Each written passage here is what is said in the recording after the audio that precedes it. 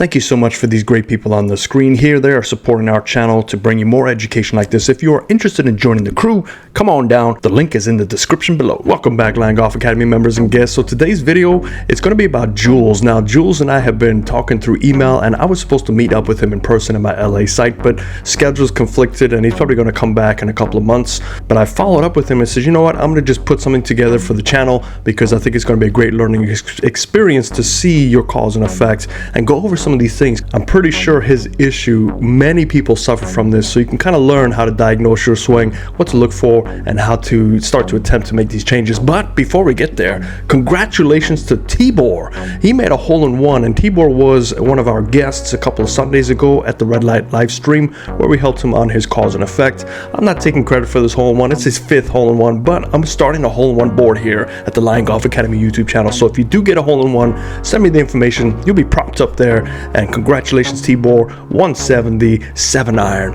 and it occurred this past week. So drop a comment for Tibor. And then the final announcement here, I know we're getting pretty close to 10,000 subscribers, and I just can't wrap my head around that, quite honestly. And it happened fairly quick. Now, my initial goal for 10,000, when it did occur, was to invite a bunch of people out and go play some golf and record and just have some fun. But since it happened so fast, there's not enough time to plan this out. So what I'm going to do is host a 3-hour 10,000 subscriber live stream. Now, I'm open for whatever you want to do this 3 hours is. If you want to just do 3 hours straight of swing analysis, and we'll just load up about 50 of you guys and I can just sit there and bang them out, but that's going to be a little tiring. So leave a comment down below of what you think we should do in those 3 hours. But let's get started. Let's take a look at Jules and let's see what we can learn from his cause and effect.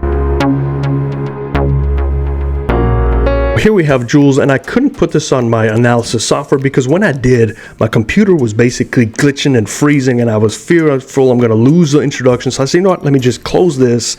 We're going to watch this video first and then go back to the swing analysis. So what you can see here is a typical thing I see in the majority of players is that loss of posture. We're going to take a look today of what is causing it. It could be a physical limitation, but this, I think, is more to play at this. So let's take a look at the full swing diagnosis right now. Okay, so we're going to try and break this cause and effect for Jules a little bit differently and talk about forces that are going on in the golf swing. So when I'm looking at golf swings, I'm trying to dissect the player into 4 areas. So we're going to draw this in our newly named Smirkleton, and we're going to dissect the player from up and down and front to back. So this is what I kind of go through when I look at setup.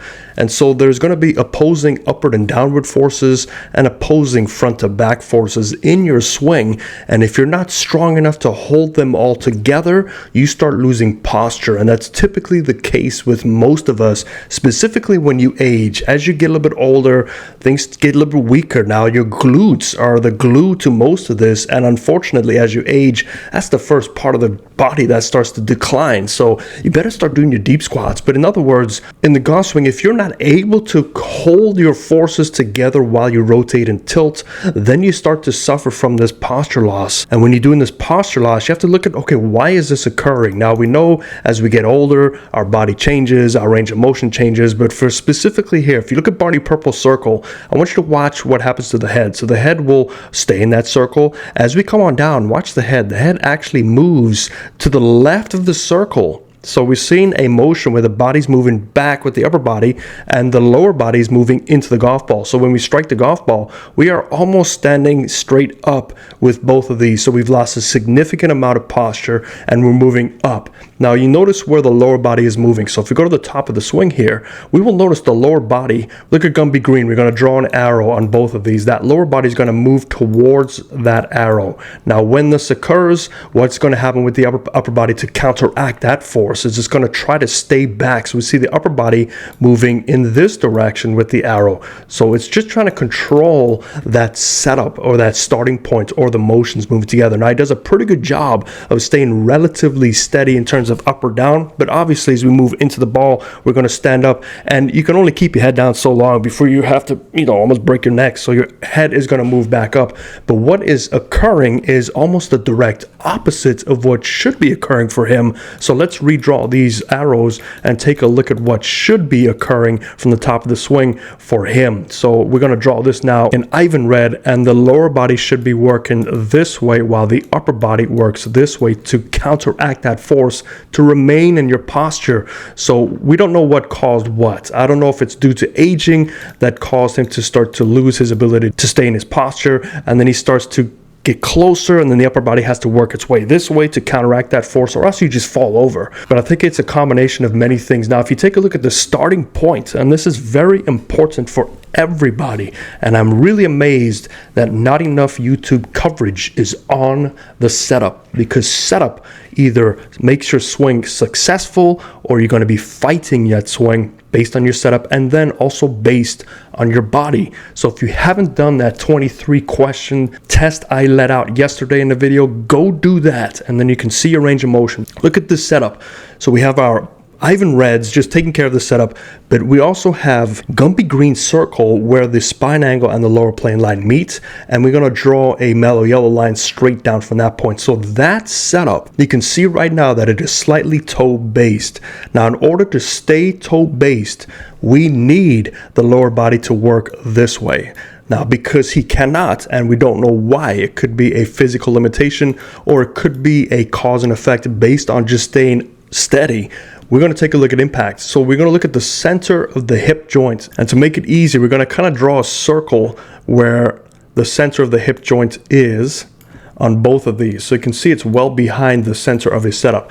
Now, that center of the hip joint, if you cannot maintain this setup, in other words, the lower body has to remain on that back brace line, the center of the hip joint wants to work towards where your lower plane line meets and your spine angle. And that is important because that is the center of your circle. So basically what we're looking at is the effects of the spine angle loss in the golf swing can greatly affect the angular and linear acceleration of his swing. So if you do lose your posture right in this zone here, you can see that standing up of the body, and this shifts that axis mid-swing. So in other words, his axis is going to be moving along with that new standing up. It's going to be centered more over here, which will raise that axis higher than when it started. And what we'll have to take over from there is we start having to move our hands down towards the ground and get them out of alignment with the linear rotation. If this all makes sense, hopefully it does, what can happen is you start thinning shots, you greatly reduce your distance, and then it relies heavily on impact with your hands and arms. So if this was me and we're looking at cause and effect, we can see some of this effect from the cause with his hands. So we see the club on both of these situations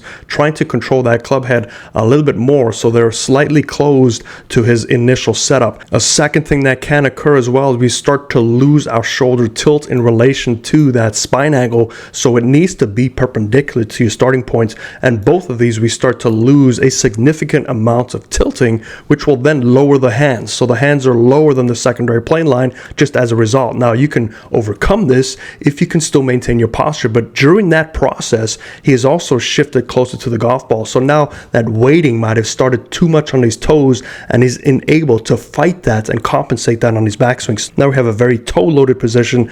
Our angles are off because we're not connected to that rotation, and we've lost some tilting. So as we come on through, our hands need to work from a lower position relative to our tilt, plus we're going to be losing some spine angle. So when you lose that spine angle, what also occurs is that club will want to flatten out. So this could be his saving grace, is that losing the angle to flatten out his club, to keep it on that lower plane line. So this is probably a thing that has progressed over many years without being correctly checked and without being correctly worked on, has just become its own animal. So this is a very hard motion to get rid of, just because it is now a seasoned animal, as opposed to just saying, hey, we got to tame this lion. This lion is just running free in the Serengeti. So one of the first things that I would suggest to him is, A, look at the reason why you're losing your spine angle. Is it your glutes? Because glutes, the core, that area of your body, hamstrings, that whole area allows you to maintain posture and allows you to fight your forces so you can stay somewhat neutral.